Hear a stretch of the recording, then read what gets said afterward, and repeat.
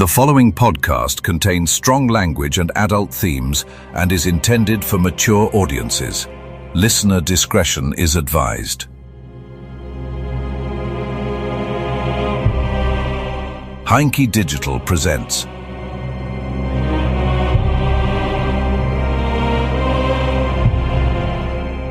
Holborn, The Mechanical Man.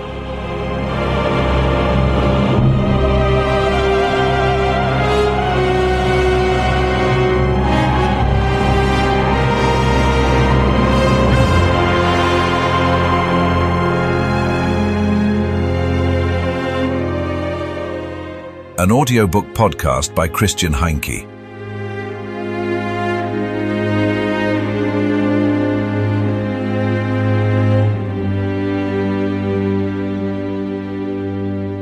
Chapter 2. King's Cross, 2015.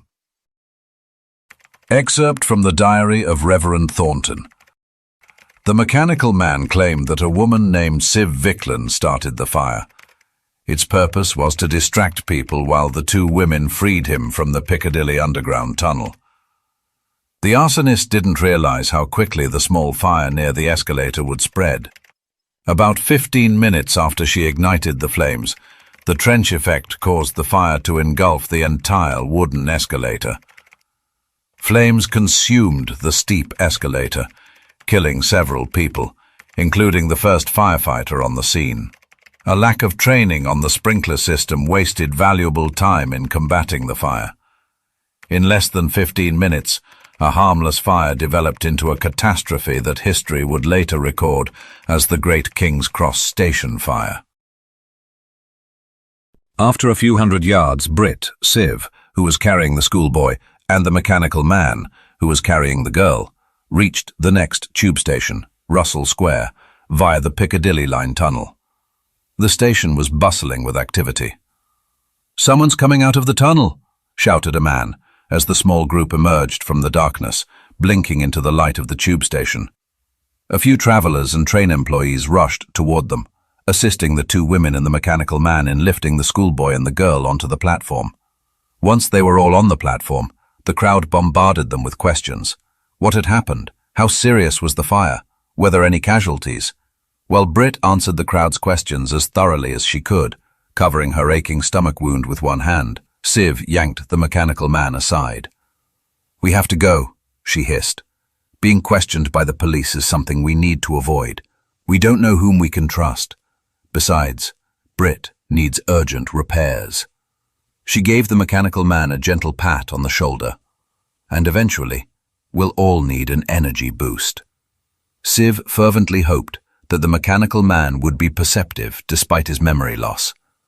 "Come on, let's go," she urged him. But the mechanical man shook his head. "No, I'm staying. I can't leave the girl and the boy alone." As if on cue, the boy in the school uniform opened his eyes. Horrified, he looked around. "What the? Ugh!"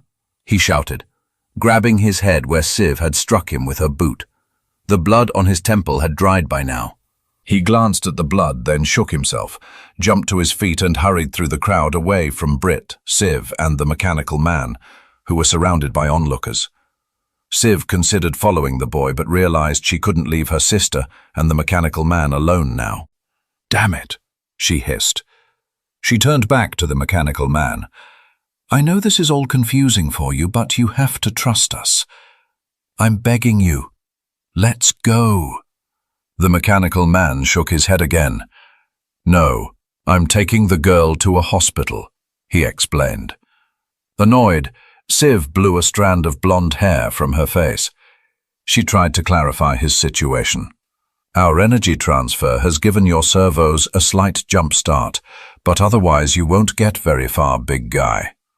Ignoring the women, the mechanical man picked up the girl, headed to the escalators and said, "I don't care." "Where's he going?" Britt asked her sister. "He's desperate to get the girl to a hospital." Britt rolled her eyes. "You can drain the energy from those things until they've forgotten everything and everyone they know." "Or love," she thought. but decided against voicing it. But you can't get the noble knight mode out of them. Siv touched Brit on the shoulder, aware of her sister's feelings for the mechanical man. Now that he's activated again, we can always locate him, sis. Let him play Sir Lancelot for a bit. For now, we'll find you a workshop to patch you up. What happens if she captures him beforehand? Siv shrugged. To everything there is a season, and a time to every purpose under the heaven, she replied. There's nothing we can do about the possibility of her getting hold of him right now. You need repairs, and I need to recharge. He'll be fine. I doubt he'll get far with such a low energy level.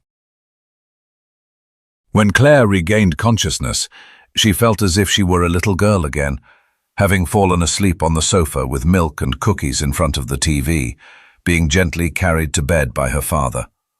As she rocked in the arms of her carrier, she felt the cool night air. Suddenly he stumbled and nearly fell, jolting Claire awake. She slipped from his embrace and crouched down, coughing and spitting a lump of dark phlegm onto the pavement. Her carrier wasn't her father. It was a disheveled man lurking in the subway tunnel, who dropped to his knees beside her. Excuse me, dear lady. No strength, he stammered, his voice distorted and raspy, reminiscent of one of her old dolls. Light rain had left a sheen on the man's face, which was smudged with dust and soot. Yet, despite the darkness, his even, attractive features and bright blue eyes shone through. Let's call a spade, Claire thought. The man was quite handsome. Beneath the grime he had a striking physique. She was relieved it was dark, he wouldn't see her blush. She wondered if he might be related to the beautiful twins. Perhaps he was homeless, and the women were trying to get their brother off the street. I'm fine, she said, but are you all right? Where do you want to take me? Sick. House. Help. You. Claire smiled. The man was dirty and half naked except for a woman's coat, but he had the demeanor of a gentleman. That's very kind of you. But it seems you need my help more than I need yours at the moment. She glanced around, relieved that she knew the area well. I'm just around the corner from home. The best thing to do is go there first. Come on then. I'll help you up. Claire tried to pull the man to his feet, but he felt impossibly heavy. She tugged with all her might, but he didn't budge. Christ, you weigh a ton. Heavy, he agreed. All right. Then please try to get up yourself, she urged. Yourself, he replied, nodding. With great effort, he managed to rise. Claire wished for her father's guidance. She aimed to get the man home. Without him, she could quickly seek assistance, given the hospital's proximity. Come on, she encouraged him. Just a few more steps. It's straight ahead, and then around the corner. Together, they staggered through a narrow alley that led to the southern end of Queen Square Park. As they reached the corner, Claire feared the man might collapse. She mentally prepared what she would say to the hospital porter. Can't, he mumbled. Of course you can. It's just around the corner. The man looked at the building with the white walls, confusion in his eyes. Church, he said curtly. Claire nodded with a smile. You've got it. My father is the vicar of St. George's Parish. She opened the door of the church, which, fortunately, had not yet been locked by the sexton. Her father believed every church should remain open, but the sexton's more realistic views on human nature had prevailed, so the doors were locked at 9 in the evening. It couldn't be that late. They entered the semi-dark church, more stumbling than walking. The mechanical man's energy reserves, recently replenished by the woman's kiss, were nearly depleted, as indicated by a display in his field of vision. He barely registered that he was in a holy place, a church. Yes, that was what it was called. He might be mistaken, but he thought he had visited this place long ago. Hadn't there been a woman with him? A beautiful blonde woman, who resembled the one from his dream of the coast of Dover and the woman in the tunnel. And wasn't that an image of a saint he thought he recognized? Michael, he whispered, recalling the archangel. Michael, the girl asked, is that perhaps your name? The mechanical man twitched his head, which to an observer unaware of his energy supply issues might have appeared to be a nod. Michael, the girl said softly. She seemed to like the sound of the name, and he did too. It had interesting routes, though he couldn't quite remember them. Now the mechanical man was almost certain he knew this place, St. George in Camden. But it had once been called something else. What was it again? Holborn, he whispered. My God, he was here again. Here in the church of St. George in Holborn. Why could he remember that but so little else? I understand, said the girl, leaving the mechanical man confused. How could she understand? The last time he had been here, her grandparents hadn't even been born. My name is Claire. Claire Thornton, the girl introduced herself. I'm pleased to meet you, Michael Holborn. Claire? A voice suddenly called out. The girl abruptly released the mechanical man, causing his gyroscopic system to falter.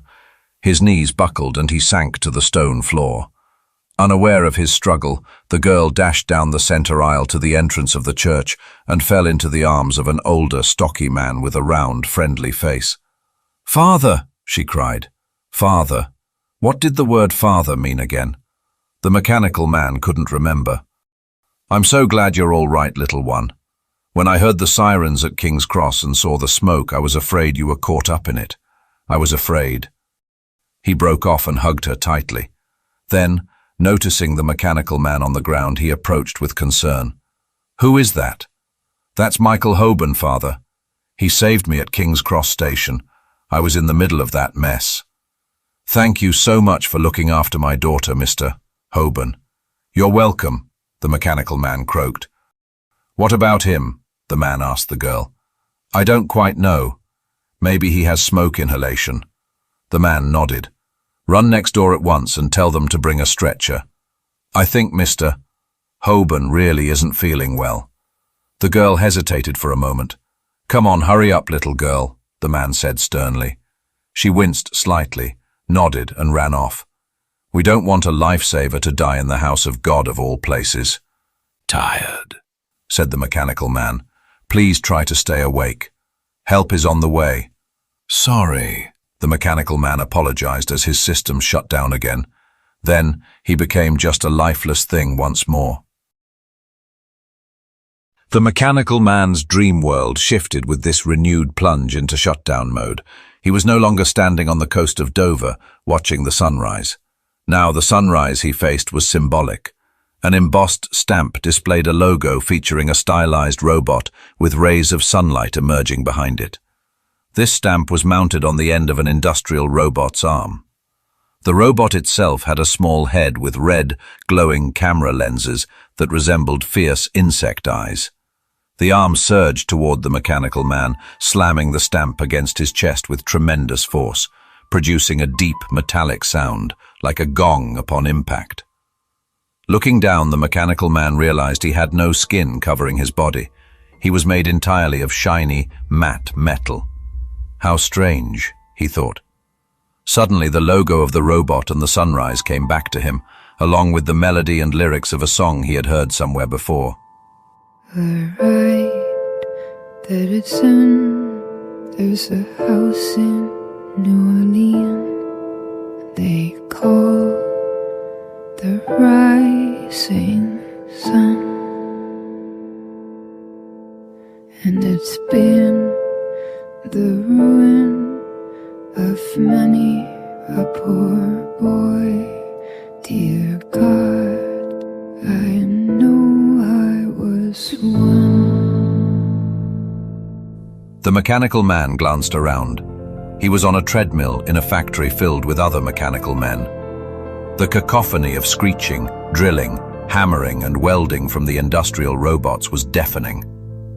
The logo that had just been pressed into his metal chest was emblazoned on the wall opposite him. Through the spraying sparks of another production line, likely assembling mechanical women, he could just make out some words written beneath the logo. Rising Sun Robotics, New Orleans. It truly had been the downfall for a lot of poor guys, the mechanical man thought. God knows I'm one of them. It felt like an eternity to Siv as the two sisters searched for a place to repair Brit. Finally, in Islington, they stumbled upon a closed radio and television store that also offered repairs, suggesting it had a workshop. Civ skillfully picked the back door lock with a hairpin and swiftly disabled the rudimentary alarm system. It emitted a brief, mewling sound before she silenced it with a precise punch. They both paused, listening to see if the alarm had disturbed anyone nearby. But it seemed no one had noticed. Inside, they found what appeared to be a workshop. The walls were lined with shelves filled with various electronic components and spare parts for televisions and radios. In the center stood a workbench, cluttered with 3 tube televisions in different stages of repair. Civ placed the devices on the floor and switched on a small work light, its yellowish glow unlikely to be seen from outside. Thanks to their artificial eyes, they didn't need much light to work. She gestured for her sister to lie down on the table. "The bed is ready, my lady," she teased. Brit grumbled but complied, sitting on the workbench before lying back. "Pull up your sweater." Civ examined the damaged area on Brit's abdomen and gathered her tools. With pliers and a screwdriver, she carefully cut open the artificial skin further and folded it back. She pried open the metal layer beneath to assess the internal damage. A few gel packs and some cable connections had been severed by the dagger. Nothing that can't be patched up," she said. "How reassuring," Brit moaned. "Well, I can't do it without scars with these tools." "Scars?" Brit asked skeptically, wanting to lift her head to see the damage. "Lie still," Civ instructed. She removed the destroyed gel packs, glanced at them briefly, and tossed the glowing, pillow-shaped bags into a rubbish bin. She then cleaned Brit's abdominal cavity with a cloth and disinfectant. While Brit couldn't develop gangrene, the artificial skin could become infected, leading to worse consequences than a few scars. Civ lifted her own sweater and pressed on specific points of her abdominal wall. A compartment at her hip opened with a hiss, revealing her gel packs. She took out 2 glowing blue containers and replaced Brit's damaged gel packs. "I can't spare more than 2 right now," she said apologetically. "Better than nothing." "When we're done here, we'll need to find a way to recharge." With a grin, Brit replied, "You know a quick way to do that," raising her head to challenge Civ. "We've already killed enough people today," Civ said firmly, "and your ethics routines aren't helping." Brit cursed and lowered her head again. Civ said nothing more. She closed her battery compartment, adjusted her sweater, and resumed her work on Brit. She switched on the soldering iron at the workbench. Once it was hot enough, she began soldering the severed cables back together. "It's been a long time since I've worked on you with a soldering iron," she remarked. "Yes," Brit replied. "How long do you think it's been?" Civ thought for a moment. "I believe it was in Berlin in 1927. "Berlin, right." Brit grinned. "The chanson singer." Her boyfriend wasn't thrilled. "Could I have guessed he was working for the Eternals?"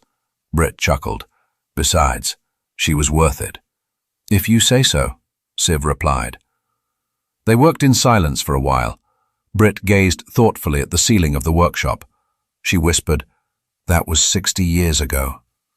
"Do you think they'll ever accept our existence?" She sighed.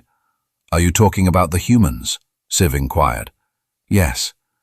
Do you think we'll be able to live among them someday? Not in secret or hiding?" Civ looked at her sister, intrigued. "Well, they're evolving. Their technology is advancing. They have semiconductors and computers now. Eventually, their machines will be so powerful that they'll start to think too.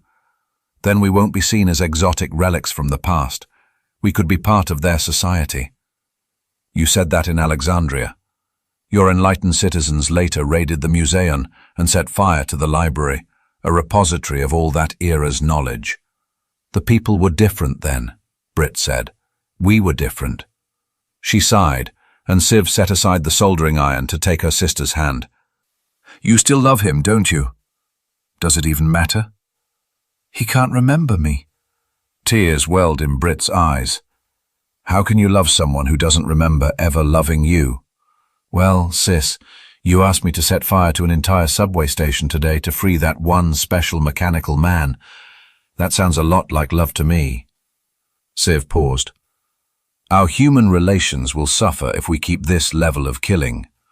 "They're reproducing," There are more and more of them. Our factories have been reduced to dust for thousands of years.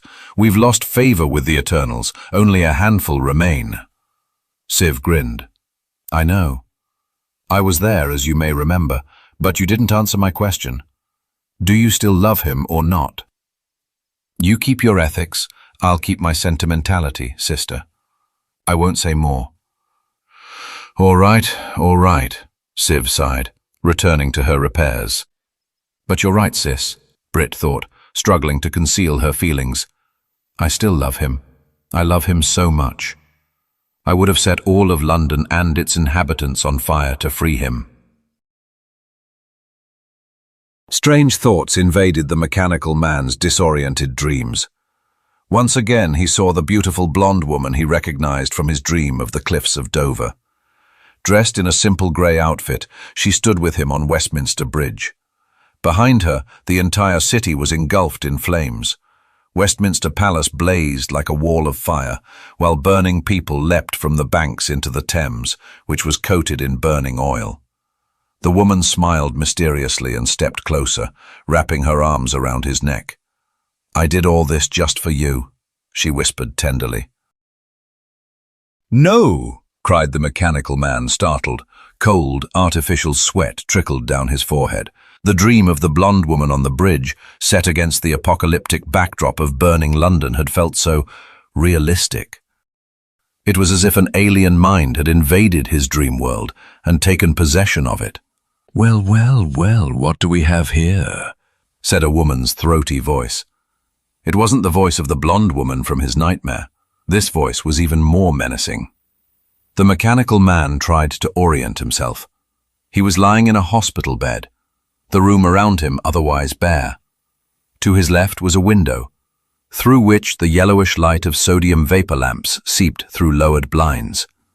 To his right stood a closed door.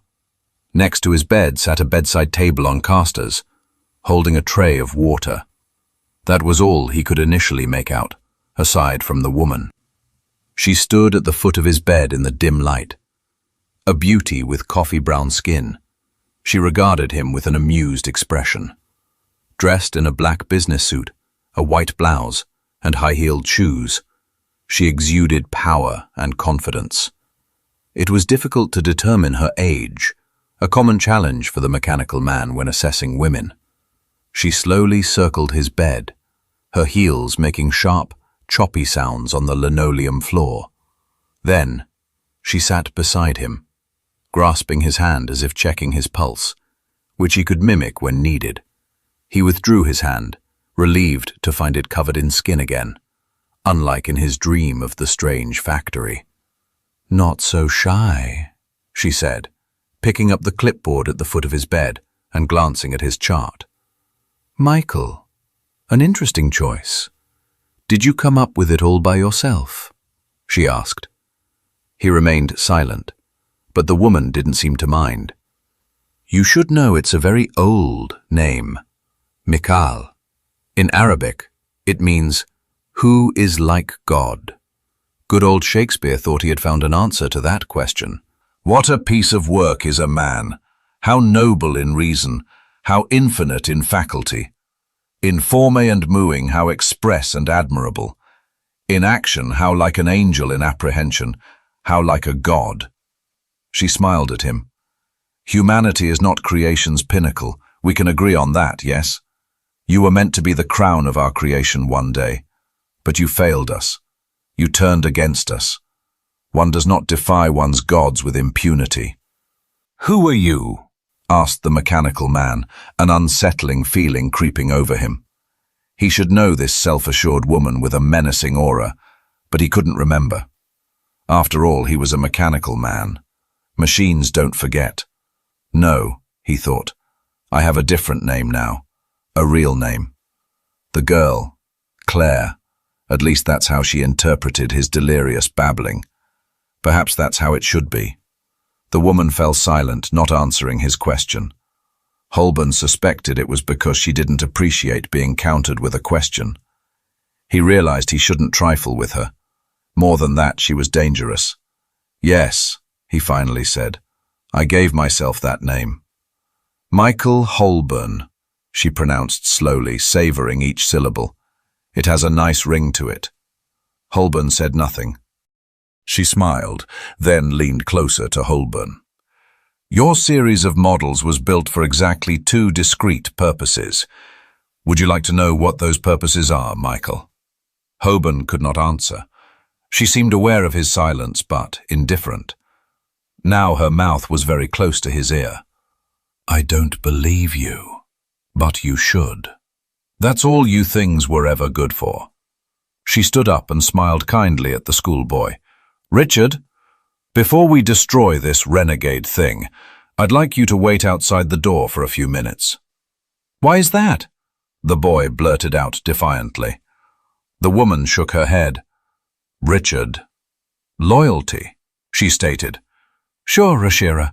I'll wait outside, the boy said meekly before leaving. She smiled gratefully at him. That's a good boy. Once he had closed the door behind him, the woman, houses was probably Ashira, returned to his bed. Ashira. I should know that name. Why couldn't he remember? She came back to his bedside and took off her clip-on earrings, placing them on the bedside table. It's been a long, long time since I've seen one of your models in action, she explained to Holborn. Let's not get this wrong. Of course you must be destroyed. Developing you was a serious mistake on our part. Incidentally, I have arranged for us not to be disturbed here in the isolation wing. That means I can have a bit of fun with you before your disposal. Richard was frustrated with the entire situation. His mother, engrossed in consulting a guru and reading books on esotericism, had coined a term to describe the complex emotional states of her unusual adolescent son. When Richard trudged silently up the stairs to his room after school in a foul mood, Lady Arnold would explain to her friends or servants, "Oh dear, I'm afraid Richard is unhappy with the whole situation at the moment, but that will improve. It usually does." Yet, it didn't usually improve. When he joined the Eternals, he believed he had found in Ashira a woman who understood him, someone who shared his needs and ambitions. Instead, he felt replaceable, like just another lackey among many. He had hoped that if he proved himself, she would finally acknowledge him. Instead, he was assigned one task after another. From inside the sick room, Richard thought he heard Ashira's throaty laughter. He put on the headphones of his Walkman, switched it on, and turned up the volume. Tired of walking down this same old street. Put your hand in mine, make my world complete. Make my Richard longed to be one of those bad boys the Electric Kills sang about. But like his mother, Ashira denied him the recognition he craved. To make matters worse, she seemed to favor that thing over him. Suddenly, Richard felt a vibration under his feet. He turned to see the door of the sick room shaking on its hinges. Whatever Ashira was doing to that thing was likely even more bizarre than he could have imagined in his darkest thoughts. Fuck, he muttered. What's going on in there?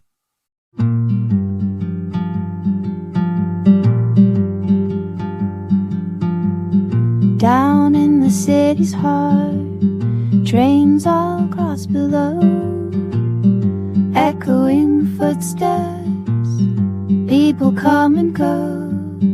Didn't know the fury knocking at the door. They couldn't see it coming, rushing blindly down the line. The air was changing, running out of time. By fire, a king's cross at night, burning so bright, wooden lips burning, reaching for the sky. King's cross fire, tell me why, oh why?